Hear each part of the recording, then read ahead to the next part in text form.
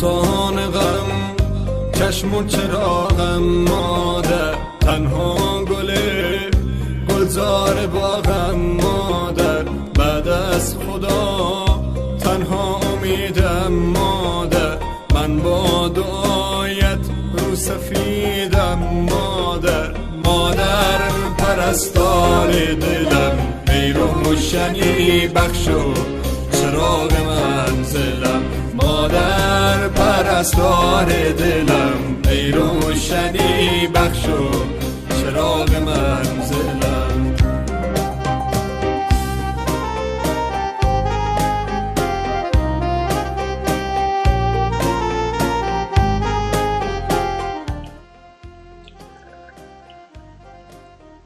مادر، روزت مبارک.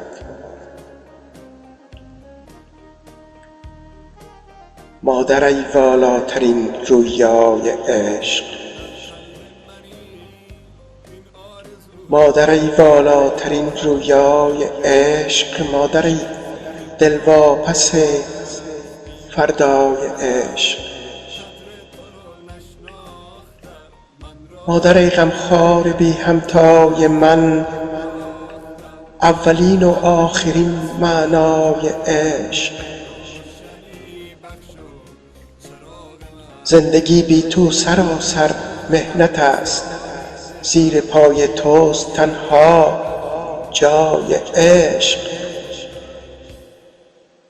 تکیه‌گاه خستگی هایم تویی، مادر ای تنها ترین ماوای عشق، تکیه‌گاه خستگی هایم تویی، مادر ای تنها ترین ماوای عشق، یاد تو آرام می سازد مرا، از تو آهنگ گرفتنای عشق، قلب تو از عشق دریا گشته است، مادر ای پیغمبر زیبای عشق، ماه من، پشت و پناه من تویی، جان من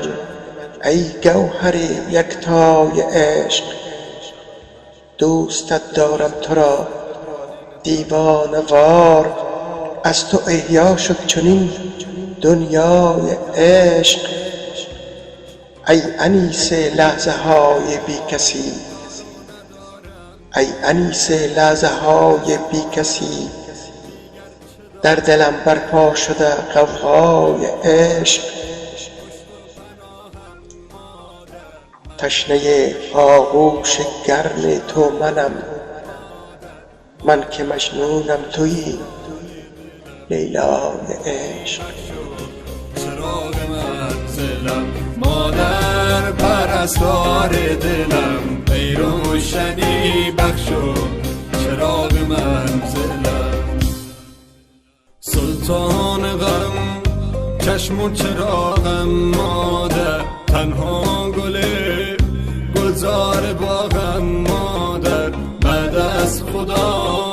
تنها امیدم مادر، من با دعایت رو سفیدم مادر، مادر پرستار دلم، ای روشنی بخش و چراغ منزلم، مادر پرستار دلم، ای روشنی بخش و